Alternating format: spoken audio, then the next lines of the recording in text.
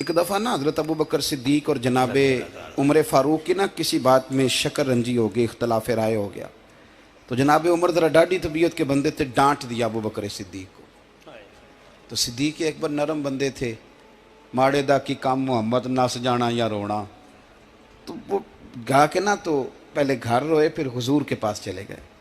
جناب عمر کہتے ہیں مجھے بھی خیال آیا کہ یار یہ مجھے نہیں کرنا چاہیے تھا۔ تھوڑی دیر کے بعد اچھے لوگ جو ہوتے ہیں ان کا غصہ جلدی اتر جاتا ہے۔ کہتے میں نے جا کے جناب صدیق اکبر کے دروازے پہ دستک دی تو پتہ چلا وہ تو گھر ہی نہیں۔ میں سمجھ گیا، میں ڈر گیا، میری ٹانگیں کانپنے لگی۔ کیوں ڈر رہے ہو عمر؟ فرمانے لگے اس لیے ڈر رہا ہوں کہ ابو بکر جب اپنے گھر نہیں ہوتے تو دروازہ رسول پہ ہوتا۔ میں صدقے جا رہا ہوں۔ ساری بات تو سنا دی ہوگی۔ فرماتے ہیں میں نبی پاک کی بارگاہ میں پہنچا، سامنے ابو بکر بیٹھے ہیں، پشت مبارک میرے کریم رسول کی کعبے کی جانب، چہرہ صدیق اکبر کی جانب، دونوں کی گردنیں جھکی ہوئی۔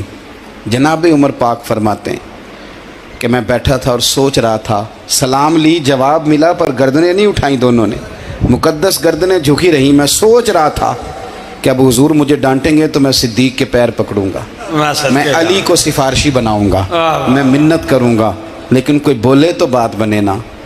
کہتے ہیں جب دیر ہو گئی، یہ سکوت بھی بڑا مشکل ہوتا ہے، اوہو اگر کبھی وہ چپ کر جائے تو یہ بھی بڑا مسئلہ ہے، محبوب بھی چپ کر جائے۔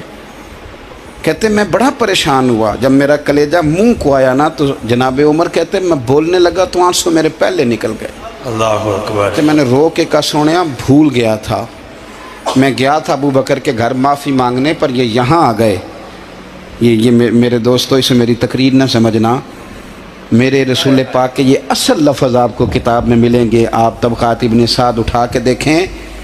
جناب عمر کہتے ہیں میں نے عرض کی حضور میں نے غلطی سمجھ لی تھی، میں گیا تھا ابو بکر کے گھر حضور، میں بھول گیا تھا۔ فرماتے ہیں نبی پاک نے جب گردن مبارک اٹھائی تو حضور کی داڑھی آنسوؤں سے بھری ہوئی تھی، صدقے یا رسول اللہ۔ اور لفظ کیا تھے؟ فرمایا عمر تم میری خاطر میرے ابو بکر کو معاف نہیں کر سکتے تھے؟ اب بات کو سمجھیں، یہ نہیں فرمایا ابو بکر نے غلطی نہیں کی، فرمایا چھوڑ نہیں سکتے تھے، تم میری وجہ سے میرے صاحب کو چھوڑ نہیں سکتے تھے۔ پھر حضور نے فرمایا عمر یہ سارا مکہ تلواریں لے کے مجھے قتل کرنے آتا تھا، یار یہ اکیلا تھا، اس نے کھول کے بازو کہا تھا کہ جو حضور تک جائے گا میری لاش سے گزر کے جائے گا۔ فرمایا دنیا بھول جاتی ہے، مجھے یاد ہے ابو بکر صدیق نے مال بھی دیا، اولاد بھی دی، میری خاطر چھوڑ نہیں سکتے تھے۔ جناب عمر کہتے ہیں میں اس کے بعد سمجھ گیا کہ میرے مصطفیٰ کی رضا اسی میں ہے کہ ابو بکر کو راضی رکھا جائے۔ سبحان اللہ۔ آپ مہربانی سنو، اب فوراً سنو، فوراً اس کے بعد نبی پاک علیہ السلام نا شارع ہیں دین کے، حضور جو چاہیں کسی کے لیے حلال کر دیں اور جو چاہیں کسی پر